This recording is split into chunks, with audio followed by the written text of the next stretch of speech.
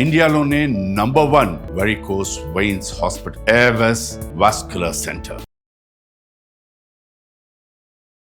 వాగర్థావివ సంపృక్తౌ వాగర్థ ప్రతిపత్తయే జగతః పితరౌ వందే పార్వతీ పరమేశ్వరౌ.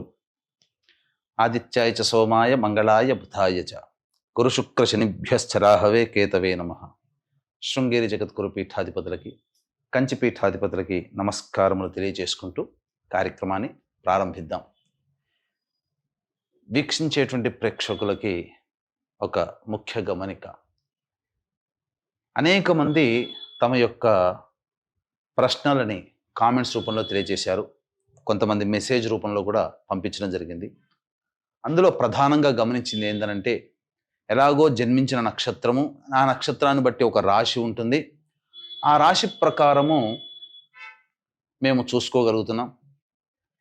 కానీ మా పెద్దలు వాళ్ళకి డేట్ ఆఫ్ బర్త్ అనేటువంటిది తెలుసు, కానీ అలాగే ఏ సంవత్సరంలో పుట్టారో తెలియదు. మరి అటువంటి వాళ్ళు కూడా చూసుకోవాలంటే ఎలా అనేటువంటి ఒక ప్రశ్నని తీసుకురావడం జరిగింది.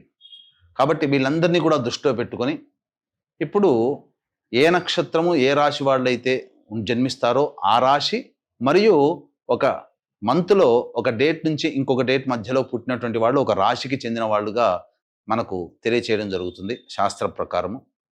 కాబట్టి ఈ యొక్క గణాంకాలని దృష్టిలో పెట్టుకొని మనం వినూత్నంగా రాశితో పాటుగా ఒక నెలలో పుట్టినటువంటి వాళ్ళకి, అనగా ఉదాహరణకి ఉజ్జాయింపుగా ఏ రాశికి చెందుతారో ఆ రాశి వాళ్ళని మనం క్రోడీకరించుకొని ఈ యొక్క నూతన విధానంగా మనం తెలియచేయడం జరుగుతుంది. ఒకవేళ రాశికి సంబంధం లేకపోయినా మీరు జన్మించిన జన్మ తేదీ మరియు జన్మ నెల ఏదైతే ఉంటుందో జన్మ మాసమును బట్టి మీరు ఒక రాశికి చెందుతారు.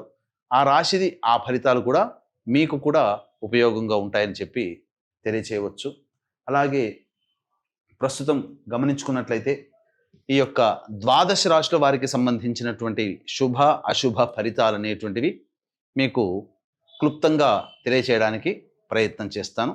16 ఆగస్టు నుంచి 31 ఆగస్టు మధ్యకాలంలో ఈ మీనరాశిలో జన్మించినటువంటి వారికి ఏ విధంగా ఉండబోతుంది. మీనరాశి అని అంటే పూర్వభాద్ర 4వ పాదం, ఉత్తరాభాద్ర 1, 2, 3, 4 పాదాలు, రేవతి 1, 2, 3, 4 పాదాలలో జన్మించినటువంటి వాళ్ళు ఈ మీనరాశికి సంబంధించిన వ్యక్తులుగా ఉంటారు. అలాగే మార్చి 11 నుంచి ఏప్రిల్ 18వ తారీఖు మధ్యలో పుట్టినటువంటి వాళ్ళు కూడా మీనరాశికి సంబంధించినటువంటి వాళ్ళే. కాబట్టి 2 విధాలుగా ఈ మీనరాశిలో జన్మించినటువంటి వాళ్ళకి 16 ఆగస్టు నుంచి 31 ఆగస్టు మధ్యకాలంలో ఏ విధంగా ఉండబోతుందో తెలుసుకునే ప్రయత్నం చేద్దాం. 16వ తారీఖు రోజున ప్రధానంగా గురుబలము అనుకూలంగా లేదు.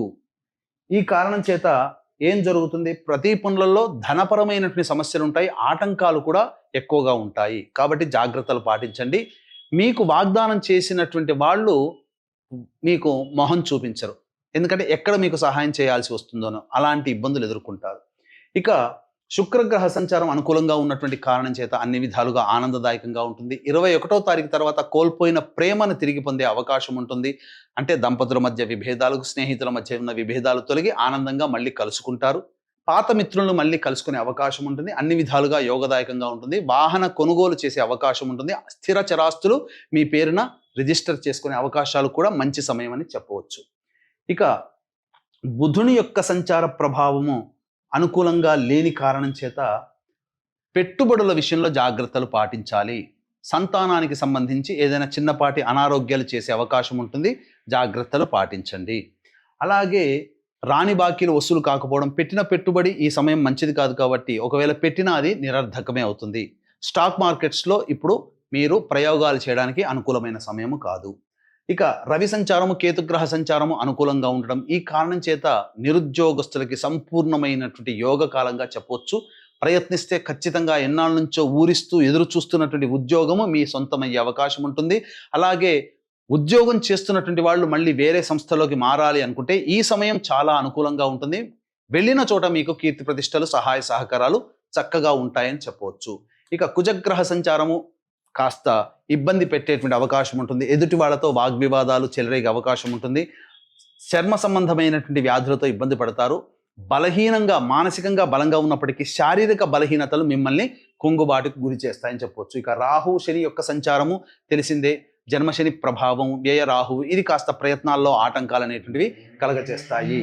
ఏతావాత చెప్పుకొచ్చేది ఏమిటంటే ఒక శుక్రుడు, రవి, కేతువు తప్ప మిగతా ఏ గ్రహాలు కూడా అనుకూలంగా లేని కారణం చేత మిశ్రమమైనటువంటి ఫలితాలు పొందుతారు. ఈ రాశిలో జన్మించినటువంటి మహిళలకి అద్భుతమైనటువంటి యోగ కాలంగా చెప్పవచ్చు. కోల్పోయిన చోట మీకు తిరిగి గౌరవ మర్యాదలు పొందుతారు.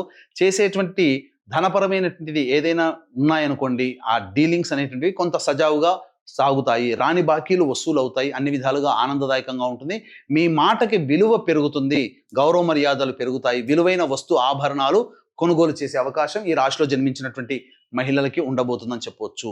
ఇక ప్రధానంగా వీక్షించేటువంటి ప్రేక్షకులు తమ జీవితంలో ఎన్నో సమస్యలు ఎదుర్కొంటూ ఉంటుంటారు. ఆ సమస్యలు తీరక సతమతమవుతూ ఎలా పరిష్కరించుకోవాలో తెలియక సతమతమవుతూ ఉంటుంటారు. ఎన్ని ప్రయత్నాలు చేసినా అన్ని ప్రయత్నాల్లో ఆటంకాలే, అన్ని నోటి దాకా వచ్చి వెనక్కి వెళ్ళిపోవడము. ధనపరమైన సమస్యలు అయితే ఈ సమస్య తీరితే మేము కాస్త కుదుట పడతాం అనుకునే సమయంలో ఆ వచ్చిన ధనము ఖర్చు అయిపోతుండడం, ధనవంతులు కావాలనే కోరిక కలగానే ఉండడం, దాంపత్య సమస్యలు పెరగడము, అలాగే సంతానం కలగకపోవడము, వివాహపరమైన సమస్యలు పెరుగుతూ ఉండడము, ఇలాంటి అనేక రకాల సమస్యలకి ఎన్ని పూజలు చేసినా ఆ పూజలు దేవతానుగ్రహం కలగకపోవడం, ఇలా అన్ని విధాలుగా సమస్యలే తప్ప ప్రశాంతత లేని జీవితాన్ని గడుపుతుండేటువంటి వాళ్ళకి మహత్తరమైనటువంటి అవకాశము ఈ శ్రావణ మాస అమావాస్య, చతుర్దశి మరియు అమావాస్య కలిసి ఆశ్లేష నక్షత్రంతో కూడుకున్నటువంటి రోజు ఈ నెల 22వ తారీఖు రోజున. ఆ రోజున మన పీఠం ఆధ్వర్యంలో పితృదోష నివారణ కార్యక్రమాలు జరపబడుతున్నాయి. ఇంతకుముందు చెప్పినటువంటి సమస్యలు అన్నిటికీ మూల కారణం మీ జాతకంలో ఉండేటువంటి గ్రహాలు కాదు, అది పితృదోషం అనేటువంటి విషయాన్ని గమనించుకోవాలి. పితృదోషం అంటే తండ్రి వైపు 6 తరాలు, తల్లి వైపు 3 తరాల్లో ఏవైనా దుర్మరణాలు, అంటే road accident, fire accident, suicide attempt, నదిలో బావిలో పడి చనిపోవడం, ఇంట్లోంచి వెళ్ళిపోవడం, లివర్ ఫెయిల్యూర్, కిడ్నీ ఫెయిల్యూర్, క్యాన్సర్తో చనిపోవడం, 60 సంవత్సరాల లోపల ఏ విధంగానైనా చనిపోయినా, పెళ్లి కాకుండా చనిపోయినా, ఇవన్నీ పితృశాపాలు. కాబట్టి ఇవి ఉండగా మీరు ఏది శుభాన్ని మీరు పొందలేరు. కాబట్టి అటువంటి యోగాన్ని మీకు కలిగించాలనే ఉద్దేశంతో గత 12 సంవత్సరాలుగా అవకాశం చిక్కినప్పుడల్లా ఈ పితృదోష నివారణ కార్యక్రమాలు జరిపించడం జరుగుతుంది. ఈ శ్రావణ మాసం అమావాస్య అద్భుతమైనటువంటి రోజు. ఆ యొక్క అమావాస్య రోజున మన పీఠం ఆధ్వర్యంలో జరుగుతుంది. 21వ తారీఖు రోజున బయలుదేరుతాము. 22న కార్యక్రమం జరిపించుకొని మళ్ళీ 23వ తారీఖు రోజున చేరుకుంటాము. కాబట్టి 20వ తారీఖు లోపల మీ గోత్రనామాలు నమోదు చేసుకునే అవకాశం ఉంటుంది. కాబట్టి కార్యక్రమ తదనంతరం కాంటాక్ట్ చేసి పూర్తి వివరాలు తెలుసుకోవచ్చు. ఇక రోజువారీ కార్యక్రమాలలో భాగంగా 16వ తారీఖు రోజున కుటుంబముతో విభేదాలు, సమస్యలు పెరుగుతాయి, మానసికమైన ఆందోళన ఉంటుంది, ఖర్చులు అధికంగా ఉంటాయి. 17, 18 ఈ తేదీలలో మీకు అన్ని విధాలుగా సహాయ సహకారాలు అందుతాయి. తద్వారా అనుకున్నటువంటి పనులు సజావుగా పూర్తి చేసుకుంటారు. రాని బాకీలు వసూలవుతాయి. ఖర్చుకు మించిన ఆదాయం లభించడం ద్వారా ఆనందంగా జీవిస్తారని చెప్పవచ్చు. ఇక 19, 20, 21, 22 ఈ తేదీలలో వాహనాన్ని నడిపేటప్పుడు జాగ్రత్తలు పాటించాలి. మీ ఆరోగ్యం పట్ల శ్రద్ధ వహించాలి. అనారోగ్య సూచనలు కనిపిస్తున్నాయి. అలాగే గృహ మరమ్మతులు, వాహన మరమ్మతులకి ఖర్చులు అధికంగా ఉంటాయి. తల్లిగారి ఆరోగ్యం పట్ల కూడా శ్రద్ధ వహించాలి. 23, 24, 25, 26, 27 ఈ తేదీలలో మీ నిరుద్యోగస్తులకి ఉద్యోగం లభించే అవకాశం ఉంటుంది. అలాగే ఈ సంబంధించినటువంటి ధనపరమైనటువంటి సమస్యలు తీరుతాయి. అన్ని విధాలుగా ఆనందదాయకంగా ఉంటుంది. విందులు, వినోదాలు, కుటుంబ సభ్యులతో పాల్గొంటారు.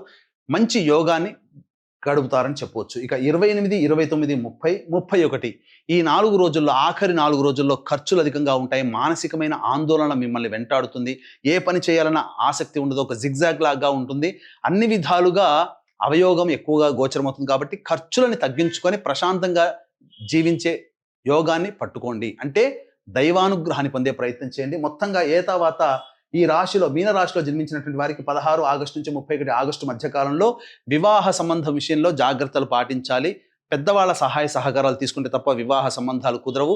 విద్యార్థులకి ప్రధానంగా కోరుకున్నటువంటి చోట మీకు విద్యా సంస్థల్లో ప్రవేశం లభిస్తుంది. కాకపోతే పరీక్షలలో ఉత్తీర్ణత శాతం మాత్రం బాగా కష్టపడితే తప్ప ఫలితము పొందలేరు. సంతానం కోసం ఎదురు చూసేటువంటి వ్యక్తులకి మంచి అవకాశంగా చెప్పవచ్చు. మంచి సత్సంతానం కలుగుతుంది. అయితే జాతకరీత్యా వచ్చేటువంటి సమస్యల పరిష్కారం కోసం ప్రతిరోజు నవగ్రహాల చుట్టూ శివాయ నమః అంటూ 27 ప్రదక్షిణలు చేసి ఈశ్వరునికి అనగా శివాలయంలో అర్చన జరిపించుకోండి. తప్పకుండా మీకు ఏ రోజుకు ఆ రోజు వచ్చేటువంటి సమస్యలు తగ్గుముఖం పడతాయి. సర్వం శ్రీ ఉమామహేశ్వర పరబ్రహ్మార్పణమస్తు.